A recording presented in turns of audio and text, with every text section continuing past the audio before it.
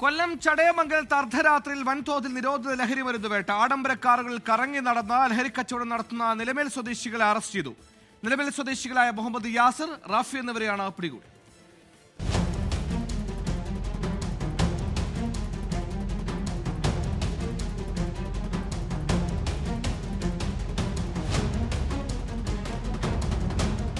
ചടയമംഗലം നിലമേൽ മേഖലകളിൽ കേന്ദ്രീകരിച്ച് രാസലഹരി കച്ചവടം നടത്തുന്നവരെയാണ് ചടയമംഗലം എക്സൈസ് പിടികൂടിയത്. ഇന്നലെ അർദ്ധരാത്രിയായിരുന്നു ചടയമംഗലം റേഞ്ച് ഇൻസ്പെക്ടർ രാജേഷിന്റെ നേതൃത്വത്തിൽ പരിശോധന നടത്തിയത്. നിലമേൽ സ്വദേശികളായ മുഹമ്മദ് യാസർ, മുഹമ്മദ് റാഫി എന്നിവർ MDMA ചെറുപൊതികളിലാക്കുന്നതിനിടെയാണ് പിടിയിലായത്. വിൽപ്പനയ്ക്കായി MDMA ചെറുപൊതികളിലാക്കി മാറ്റുകയായിരുന്നു. 14 ഗ്രാം MDMA ഇവരിൽ നിന്ന് പിടിച്ചെടുത്തു. ഇതിനു പുറമെ കഞ്ചാവും ഇവരുടെ പക്കൽ നിന്ന് പിടികൂടി. ലഹരി വിൽപ്പനയ്ക്കായി ഉപയോഗിക്കുന്ന ഇന്നോവ ക്രിസ്റ്റ, ഫ്രോൺസ് എന്നീ കാറുകളും പിടിച്ചെടുത്തു. ഒന്നാം പ്രതിയായ കരിന്തലക്കോട് മുളയിക്കോണം സ്വദേശിയായിട്ടുള്ള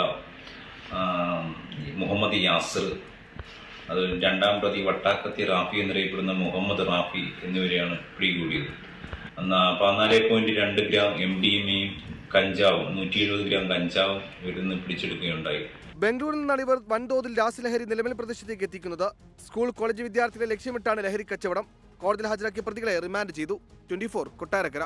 ലോകത്തെവിടെയായാലും ഏത് സമയത്തും 24 വാർത്തകളും ഓഗ്മെന്റഡ് റിയാലിറ്റി പാക്കേജുകളും എക്സ്പ്ലെയിനറുകളും വിശദമായി കാണാൻ ഞങ്ങളുടെ YouTube ചാനൽ നിങ്ങൾക്ക് സബ്സ്ക്രൈബ് ചെയ്യാം.